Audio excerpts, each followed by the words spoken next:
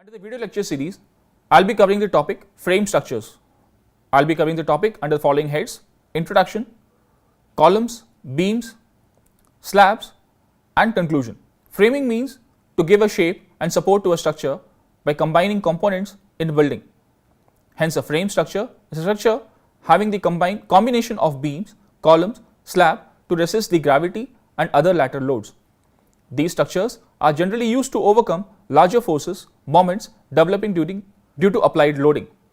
Frames are generally used in buildings and they are composed of beams and columns that are either pinned or fixed connected, like trusses. Frames extend in 2 or 3 dimensions.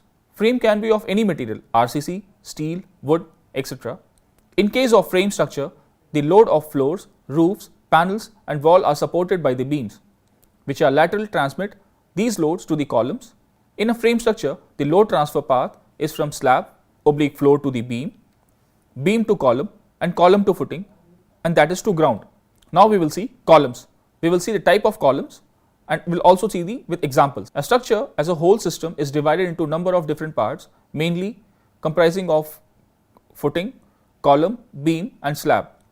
Columns are basically vertical members which span from the substructure to the superstructure and play a crucial role in transfer of load from top of the structure to the bottom footing. Why do we use column in a building structure? The idea to transfer dead and live building loads to the ground. This can be achieved through couple of methods such as arches, domes, structures, trusses, etc. Using the mixture of flat roof, column is one of these methods. As a flat roof doesn't have active form, they need columns as a vertical elements to transfer the loads. Now, there are different types of columns and they are based on shape, load and slenderness ratio. The column based upon the shape and reinforcement can be given as square or rectangular column, circular column, composite column, T-shaped column and a Y-shaped column. The square and rectangular column, most of the building structures are constructed by square and rectangular columns. Significantly, both are having the same components and are different based upon the architecture. These types of columns are economically good and easy to do shuttering, placing of reinforcement and concrete. The circular columns, we have to consider the following things. The bending resistance is higher than the square / rectangular column. It occupies lesser area. Square / rectangular column, the reinforcement, minimum 4 number of steel will be placed in the corner, but in the circular column to provide more than 4. Mostly in the building, the circular column provided are for aesthetic purpose. Economically, it is little higher compared to square and rectangular column. The pile foundation has made by a circular column because of the drilling made in a circular shape, and these type of column used in the bridges constructions because of its good deflection resistance. The composite / encased column, the vertical structural element with a combination of steel section and the concrete is called as encased or a composite column. The composite column mostly provided for truss structure to avoid the steel corroded by any type of chemical. The column based on the slenderness ratio. The length of the column divided by the radius of gyration is called slenderness ratio of the column. The slenderness ratio used to find out the buckling stress of the column. Based upon the slenderness ratio of the column, it's differentiated based on the slenderness ratio of the column. It is differentiated as long column and short column.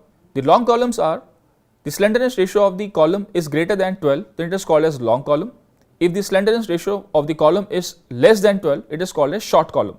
The column which may fail on both compression and buckling, these are long columns.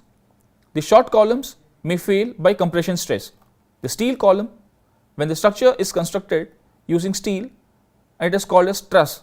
Most of the production factory is considered as a truss structure. Construction process of RCC column, the column layout work, column reinforcement work, column form work and pouring concrete into the column.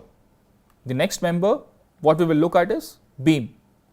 A beam is a horizontal structural member in a building to resist lateral loads applied on the beam axis. The structural member which resists the forces laterally or transversely applied to the beam is called as a beam.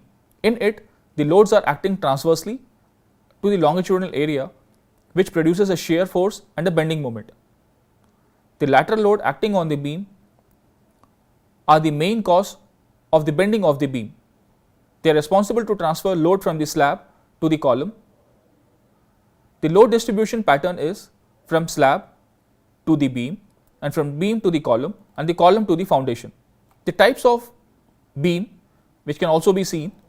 There are different types of beams which can be classified with the following conditions based upon the support conditions, construction materials, cross-sectional shapes, geometry, equilibrium condition, and the method of construction.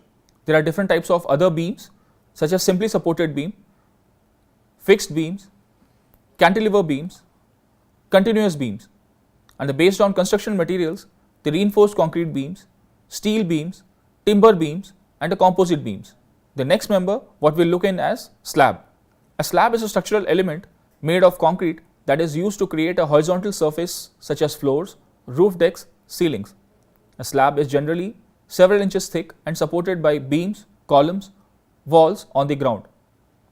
The concrete slab can be prefabricated off-site and lower into the place or may be poured in situ using formwork. If reinforcement is required, slab can be pre-stressed or the concrete can be poured over the rebar position within the formwork. There are different types of slabs which are used for construction, that is one-way slab and two-way slab. One-way slab is supported by beams on two opposite sides carrying the load along the direction. One-way slab is supported by beams on two opposite sides to carry the load along one direction. The ratio of longer span to the shorter span to be equal or greater than 2 to be considered as one-way slab. In this type, slab will bend in one direction, that is in the direction along its shorter span.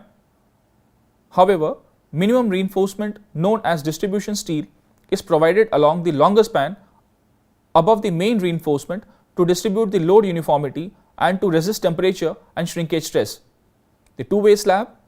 The two-way slabs are the slab that are supported on four sides and the ratio of the longer span to the shorter span is less than 2. In two-way slab, load will be carried in both the directions. So main reinforcement is provided in both directions for the two-way slabs. Now with this, we'll come to the advantages of the frame structure. There are many advantages which can be enumerated, as the speedy construction is possible due to simple geometry. It can be constructed more rapidly than other ordinary wall structures. The strength and stability of the structure is more. The multi-story structure can also be constructed using frame type of buildings. A frame structure is better resistant to vibration. Frame structure can resist vibration effectively and can hence are ideal for buildings in seismic zones and for any other factory buildings. Frame structures are very good, rigid and stable.